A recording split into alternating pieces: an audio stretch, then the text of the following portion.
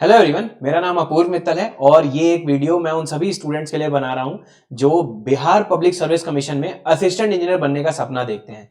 दोस्तों, बहुत टाइम से ये जो वैकेंसी है वो अवेटेड है और इस बार उम्मीद है कि बल्क में वैकेंसी आपको देखने को मिलेगी। ठीक है, तो बहुत सारे स्टूडेंट्स का जो सपना है वो दोस्तों पूरा होने वाला है। BPSC Bihar public service commission में असिस्टेंट इंजीनियर 2025 की ये जॉब है। दोस्तों, बहुत ही इंपॉर्टेंट, इसके बारे में कुछ डेटा मैं आपको समझाना चाह रहा हूँ, क्या पैटर्न है और क्या क्या सिलेबस है और कितने टाइम में आप इसे पूरा का पूरे इस पूरे सारे सब्जेक्ट्स को तैयार कर सकते हैं। ठीक है, तो देखिए बीपीएससी ए की दोस्तों है और ए की जॉब है। और एस्पिरेंट क्यों दोस्तों इस जॉब के लिए बहुत ज्यादा क्या कहते हैं एक्साइटेड रहते हैं। एक तो बिहार पब्लिक असिस्टेंट इंजीनियर की जॉब दोस्तों हमेशा सिविल इंजीनियर्स के लिए जो सपना होता है वो दो जॉब का होता है, या तो जूनियर इंजीनियर बन जाए या असिस्टेंट इंजीनियर बन जाए या यूपीएससी या ईएससी क्रैक कर लें। तो उसमें से कई स्टूडेंट ये सपना रखते हैं कि बिहार पब्लिक सर्विस कमीशन में अपने होम स्टेट में, ठीक है, ए की पोजीशन उन्हें मिल जाए। तो देखिए दोस्तों, इसके बारे में थोड़ा सा मैं आपको समझा देता हूं। एक तो सैलरी बहुत अच्छी है, ठीक है, और उसके बाद इसमें कुछ अलाउंस में आपको मिलते हैं। इसके बारे में ये तो देखिए सेकेंडरी चीजें, बट कैसे इसको हमें क्रैक करना है इसके बारे में थोड़ा सा हम यहां पर डिस्कस कर लेते हैं। ठीक है, चलिए देखिए, तो इस बार का जो पेपर पैटर्न रहेगा तो कुछ पूरा सिलेबस ऐसे डिवाइडेड है दोस्तों। जनरल इंग्लिश पूछी जाएगी 100 मार्क्स की, जनरल हिंदी पूछी जाएगी दोस्तों 100 मार्क्स की, प्लस जनरल स्टडीज पूछी जाएगी, history, polity, geography, current affair, वो पूछा जाएगा 100 मार्क्स का। प्लस उसके बाद एक नई चीज है इसमें ये इंट्रोड्यूस हुई है, जनरल इंजीनियरिंग साइंस। ठीक है, तो ये भी 100 मार्क्स का है। तो जनरल इंजीनियरिंग आजकल बहुत ज्यादा क्या है, बहुत सारे स्टेट में नई इंट्रोड्यूस हो गया है। जैसे यूपीएससी ईएससी में पैटर्न चेंज हुआ था तो उसमें जनरल इंजीनियरिंग आ गया है। Uttar Pradesh public service commission में भी इंजीनियरिंग एप्टीट्यूड आ गया है। प्लस बिहार ने भी ये चीज जनरल इंजीनियरिंग साइंस ऐड कर दिया है। प्लस जो भी आपका कोर सब्जेक्ट है, जैसे आप सिविल इंजीनियर है तो सिविल इंजीनियरिंग के दो पेपर, पेपर 1 और पेपर 2, प्लस मैकेनिकल इंजीनियरिंग के दो पेपर, मैकेनिकल 1 और मैकेनिकल 2, और ऐसी इलेक्ट्रिकल वालों के लिए भी इलेक्ट्रिकल 1 और इलेक्ट्रिकल 2। अगर आप सिविल इंजीनियर है तो उनके लिए कन्वेंशनल ये पेपर 1 और पेपर 2। तो इस तरीके से दोस्तों लगभग ये पूरा 1 2 3 4 5 6, तो ये लगभग इतने 6 पार्ट में ये पूरा का पूरा पेपर डिवाइडेड है। ठीक है, आगे बढ़ते हैं दोस्तों, आगे बढ़ते हैं और मैं थोड़ा सा जनरल स्टडीज के बारे में आपको बता देता हूं कि क्या क्या इसमें पूरा आपको पढ़ना पड़ेगा। जनरल स्टडीज की अगर हम बात करें तो पॉलिटी है, ठीक है, पॉलिटी के बाद economics, physics, chemistry, botany, zoology, biology के ये दो पार्ट है। प्लस उसके बाद हिस्ट्री में art, culture of Bihar, sports, उसके बाद days and event, current affair, static GK जो है, award and honour, currencies and capital, geography, Indian history और बुक्स एंड ऑथर। तो ये पूरी चीजें इसमें दोस्तों कवर्ड है। ठीक है, ये पूरी चीजें इसमें कवर्ड है। अब अगर हम अवार्ड्स की बात करें, ये मैंने आपको कवर करा दिया है। तो इतनी सारी चीजें जीएस में आपको कवर है। अगर मैं मेजरली इसे डिवाइड करूं तो history, polity, geography, economics, current affair और फिजिक्स, केमिस्ट्री और बायोलॉजी, तो ये पूरा जीएस का जो पूरा पैक बनता है, ये पूरे के पूरे सारे सब्जेक्ट हैं। 100 मार्क्स का ये पूरा इस पेपर का वेटेज है। ठीक है, आगे बढ़ते हैं। हिंदी इंग्लिश के बारे में थोड़ा सा मैं आप लोगों को बता देता हूं। इंग्लिश में क्या क्या पूछा जाएगा, एरर डिटेक्शन पूछा जाएगा, एक्टिव और passive voice, sentence rearrangement, fill in the blanks, sentence improvement, direct indirect, jumbled sentence, reading comprehension, उसके बाद वन वर्ड सब्स्टिट्यूशन। तो इंग्लिश का ये पूरा का पूरा चीजें हैं। पैसेज भी इसमें है दोस्तों। ठीक है, तो आप देख सकते हैं कि ये वाली चीजें हैं, ये आपको 100 मार्क्स आपको इसका भी देंगे। तो इंग्लिश भी आपको पढ़ना पड़ेगा, इंग्लिश, हिंदी और जीएस, तो ये तो आपको बेसिक चीजें पढ़नी है। प्लस हिंदी के बारे में अगर मैं आप लोगों को बताऊं तो हिंदी का जो सिलेबस है उसमें वर्ण रचना, स्वर के बारे में और व्यंजन के बारे में, शब्द रचना कैसे करते हैं, उपसर्ग, प्रत्यय, संधि, समास, शब्द भेद में रचना, अर्थ, इतिहास, व्याकरण, वाक्य, और उसके बाद लोकोक्ति, मुहावरे आपको याद करने पड़ेंगे, सर्वनाम आपको, क्रिया विशेषण, वर्तनी, रिक्त स्थानों में शब्द को प्रयोग आपको पता होना चाहिए, वाक्य रचना, शब्द शुद्धिकरण, संज्ञा और विशेषण, ये सारी चीजें आपको पढ़नी है। तो हिंदी ग्रामर भी है, तो ये आपको हिंदी में भी 100 मार्क्स आपको दिलाएगी। ठीक है, तो पूरा पेपर हिंदी का भी है। प्लस अगर मैं बात करता हूं दोस्तों कि जनरल इंजीनियरिंग साइंस में, तो देखो जनरल इंजीनियरिंग साइंस में आपको सिविल के भी सब्जेक्ट देखने को मिलेंगे और कुछ मैकेनिकल के सब्जेक्ट भी आपको देखने को मिलेंगे। चलिए इसके बारे में हम लोग बात कर लेते हैं। एक तो इंजीनियरिंग मैकेनिक्स। ठीक है, इंजीनियरिंग मैकेनिक्स दोस्तों क्या है कि जब आप क्या कहते हैं, जब एंट्रेंस एग्जाम की तैयारी करते हैं तो उस लेवल का आपको यहाँ पर इंजीनियरिंग मैकेनिक्स देखने को मिल जाएगा। इक्विलिब्रियम और बहुत बेसिक सी चीजें हैं कि आपको देखो ना, चाहे आप सिविल के किसी भी सब्जेक्ट में देखें, कहीं ना कहीं मैकेनिक्स का यूज आपको जरूर देखने को मिलेगा। इक्विलिब्रियम ऑफ फोर्सेस के बारे में आपको पता होना चाहिए। ठीक है, उसके बाद मोशन आपको पता होना चाहिए, पावर एंड एनर्जी आपको पता होना चाहिए। फिर उसके बाद क्या है, सर्वे एंड मेजरमेंट की अगर हम बात करें तो मेजरमेंट दोस्तों, सर्वे और मेजरमेंट का डिस्टेंस और एरिया मेजर कैसे करते हैं, ठीक है, एंगुलर मेजरमेंट, स्लोप कैसे मेजर करते हैं, हाइट कैसे मेजर करते हैं, सर्वे इक्विपमेंट कौन कौन से हैं। अब यहां पर मैं बात करूं तो दोस्तों कुछ इलेक्ट्रिकल इंजीनियरिंग के कुछ छोटे से टॉपिक यहां पर हैं, जैसे measurement like ammeter, volt meter, charge meter, insulator test, और उसके बाद एनर्जी मीटर और उनके प्रिंसिपल। मैकेनिकल वर्किंग मेजर्स में जैसे कि हमारे पास लीनियर एंगुलर मेजरमेंट कैसे होते हैं, स्ट्रेट प्लेन्स कैसे हैं, राउंडनेस मेजरमेंट कैसे करते हैं, ठीक है, और generalize pressure and its relation. तो सिविल, मैकेनिकल और इलेक्ट्रिकल तीनों के यहाँ पर सर्वे और मेजरमेंट इंस्ट्रूमेंट जो है वो यहाँ पर पूछे जाएंगे। तो ये एक और सब्जेक्ट आपका है किसमें, जनरल इंजीनियरिंग साइंस में। आगे बढ़ते हैं दोस्तों, आगे बढ़ते हैं। अब मैं थोड़ा सा ये बता देता हूं स्ट्रक्चर ऑफ सॉलिड्स के बारे में। देखिए तो यहां पर ये थोड़ा सा मैकेनिकल रिलेटेड है, pressure energy transformation of pressure, making loss, analysis of beam column and shaft, unbalance orientation at the centre, principle of decay, ठीक है।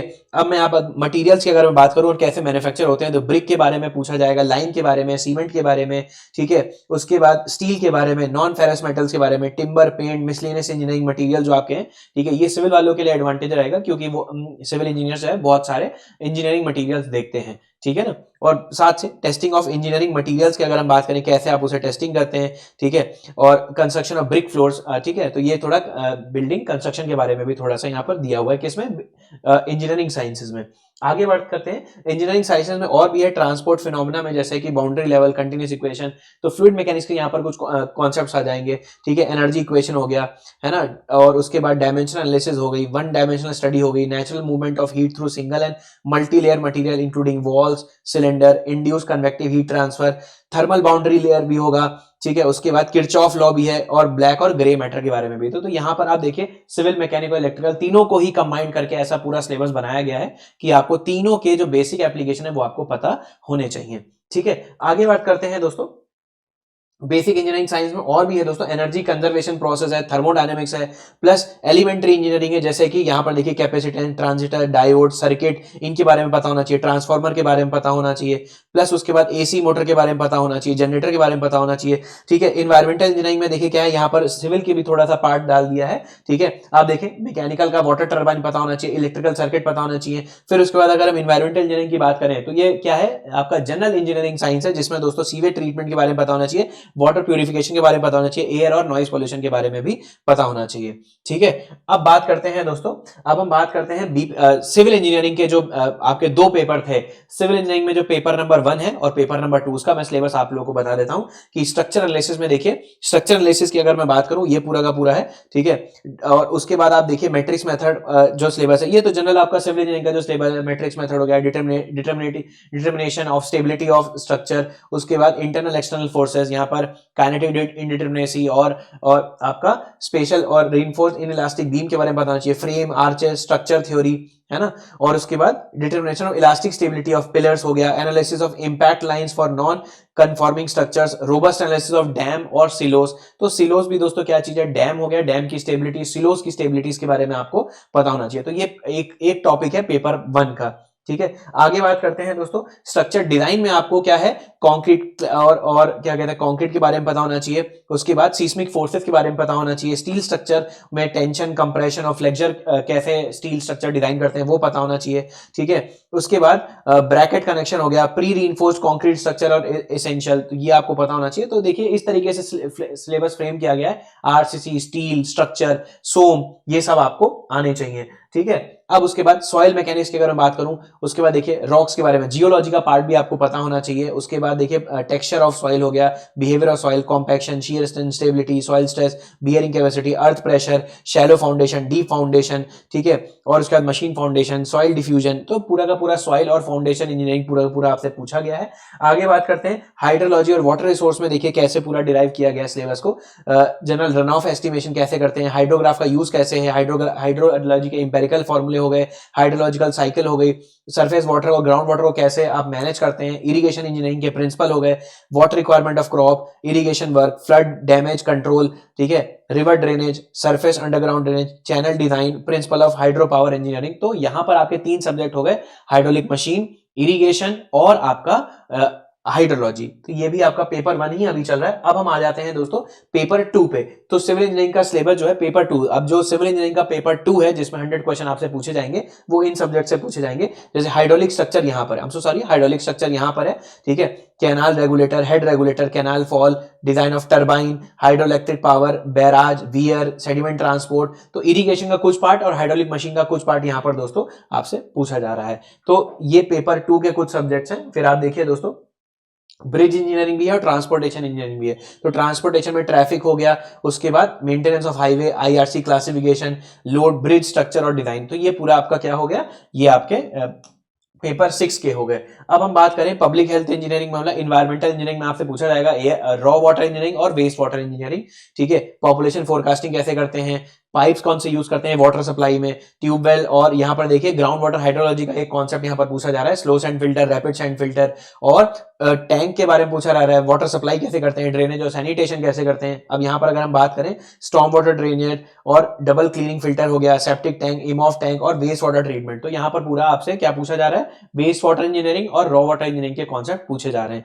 और अगर हम सब्जेक्ट की बात करें इस पेपर में और कौन कौन सा है, अब देखिए अब हम बात करते हैं दोस्तों मैकेनिकल इंजीनियरिंग की। मैकेनिकल इंजीनियरिंग के भी पेपर 1 और पेपर 2 था। देखिए स्टार्टिंग के जो 4 पेपर है, हिंदी, इंग्लिश, जीएस और बेसिक इंजीनियरिंग साइंस जो है, वो 4 पेपर सबकी ब्रांच के लिए कॉमन है, मगर सिविल के मैंने आपको 2 पेपर के सब्जेक्ट बता दिए। अब मैं मैकेनिकल इंजीनियरिंग के 2 पेपर के अगर मैं सब्जेक्ट बताऊं तो थर्मोडायनेमिक्स है और इंटरनल कंबशन इंजन आपका है एक पेपर में, और देखिए इसी पेपर 5 में क्या है, स्टीम बॉयलर है और कंप्रेशन और गैस डायनेमिक्स है, ठीक है। अब अगर हम बात करें पेपर 5 में और क्या है, हीट ट्रांसफर, रेफ्रिजरेशन और एयर कंडीशनिंग है, दिस इज पेपर 5।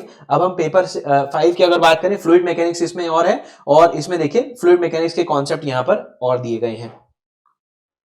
बात करते हैं मैकेनिकल इंजीनियरिंग के पेपर 6 में। तो देखो मैकेनिक्स के जो प्रिंसिपल हैं, वेलोसिटी, एक्सेलरेशन, जो मैकेनिक्स के जो प्रिंसिपल हैं वो यहां पर आपसे पूछे गए हैं। और देखिए पेपर 6 में क्या है, मशीन डिजाइन है और मटेरियल स्ट्रेंथ है, ठीक है। और साथ साथ अगर हम बात करें इंजीनियरिंग मटेरियल और प्रोडक्शन इंजीनियरिंग पेपर 6 में इंक्लूडेड है, ठीक है। और आप देखिए इंडस्ट्रियल इंजीनियरिंग भी पेपर 6 में इंक्लूडेड है। इस इंडस्ट्रियल इंजीनियरिंग में सीपीएम पार्ट भी दोस्तों इंक्लूड किया गया है, ठीक है। आगे बढ़ते हैं इलेक्ट्रिकल इंजीनियरिंग का, ये है दोस्तों इलेक्ट्रिकल इंजीनियरिंग में। देखिए इलेक्ट्रिकल इंजीनियरिंग में भी 2 पेपर हम इंक्लूड किए गए, पेपर 1 और पेपर 2।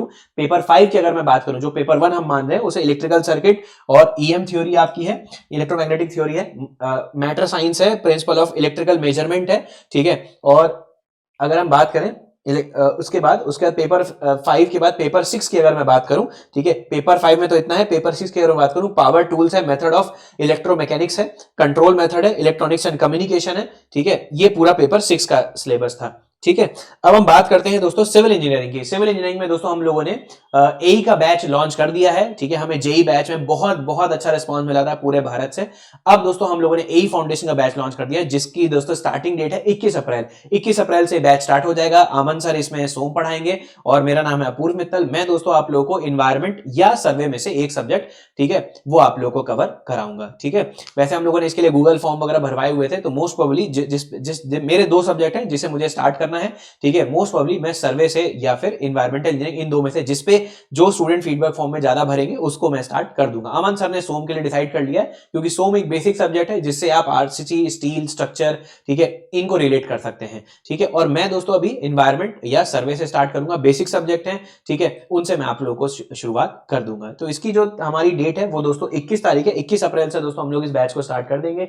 और जैसे कि आपको पता है, खान ग्लोबल स्टडीज जो केजीएस ऑर्गेनाइजेशन है, ये दोस्तों जानी जाती है कि हम अफोर्डेबल प्राइस में आप लोगों को पूरा सिलेबस कमिटमेंट के साथ ऑन टाइम कवर कराते हैं। तो ये जो बैच है इसकी जो वैलिडिटी रहेगी 1 साल रहेगी, मगर दोस्तों हम इसमें 7 से 8 महीने में आपका पूरा सिलेबस कवर करा देंगे, ठीक है। 21 अप्रैल से इसकी क्लास स्टार्ट हो रही है। और आपको पता है दोस्तों अफोर्डेबिलिटी मतलब पूरी सिविल इंजीनियरिंग दोस्तों हम लोग आपको 1499 में पढ़ाएंगे। इसमें लाइव और रिकॉर्डेड दोनों क्लासेस अवेलेबल रहेंगी। कोई क्लास आपकी छूट जाती है तो आप उसका रिकॉर्डिंग देख सकते हैं, और हर दिन दोस्तों लाइव क्लासेस आपकी रहेंगी, ठीक है ना। बात समझ में आ गई आप लोगों को। अभी इसका प्राइस 149 है, बट कुछ टाइम बाद ये प्राइस हो जाएगा 2499।